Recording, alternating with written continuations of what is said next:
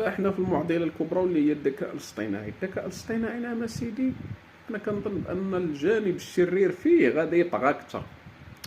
بزاف ديال الناس كيقولوا بان داك الاحتمال ديال الذكاء الاصطناعي غادي يولي اذكى من الانسان، راه واحد الحاجه مستبعده، نظرا لان الانسان لازال متحكما في الذكاء الاصطناعي، نظرا لان الانسان يعني كيرسخ في الدماغ ديال الذكاء الاصطناعي المبادئ القيم الى اخره. ولكن الانسان دابا بداك الذكاء الاصطناعي الزوين اللي فيه القيم والاخلاق وتيجيب لك شي حاجه شريره. غير الانسان بوحدو. دابا تنهضروا حنا على المستهلك، على المطبق، ما تنهضروش على المنتج.